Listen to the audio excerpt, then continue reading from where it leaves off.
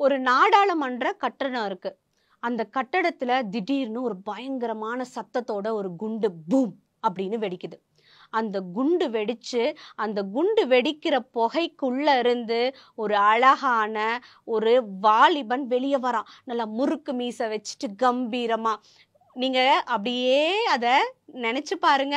அப்படியே இந்த புகைக்கு நடுவுல ஒரு முறுக்கு மீசையோட அழகான ஒரு வாலிபன்ல இருந்து வெளிய வரான். அவன் என்ன தெரியுமா சொல்லிட்டு வரான்?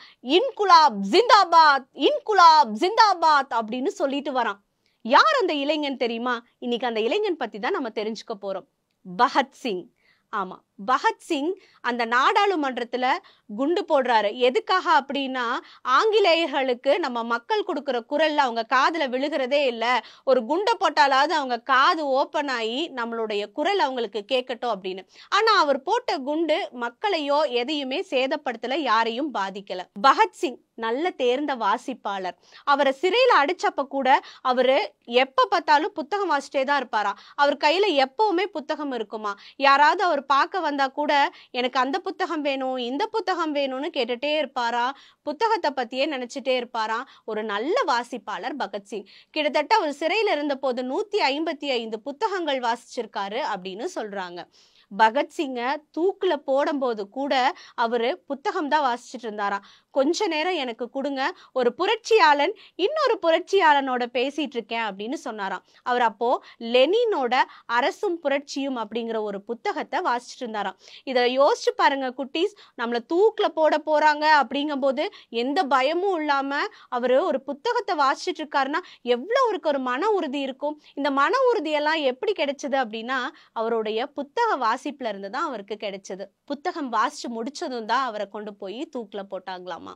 அப்படி புத்தகம் வாசிக்க கூடிய ஒரு ஆள் தான் பகத்சிங். அவரு கொஞ்ச நேரத்துல சாக போறாரு. எதுக்காக புத்தகம் படிக்கணும் யோசிக்கிறோம்ல. நம்ம நிறைய தலைவர்கள் பார்த்திருக்கோம். அவங்க எல்லாம் நல்ல புத்தகம் வாசிச்சிருப்பாங்க. ஏன் வாசிச்சாங்க அப்படின்னு பார்க்கும்போது அவங்களுக்காகவும் அவங்கள சார்ந்து இருக்கிற மக்களுக்காகவும் அவங்க அந்த புத்தகத்தை வாசிச்சிருப்பாங்க. அடுத்த நொடி சாக போற பகத்சிங் எதுக்காக புத்தகம் வாசிச்சாரு?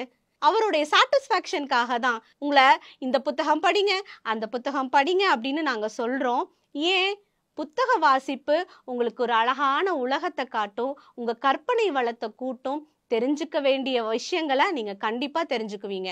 ஸ்கிரீன் டைம் கம்மி பண்ணும்போது உங்களுக்கு இதையெல்லாம் புத்தகத்தின் மூலமா சாத்தியமா இருக்கும்.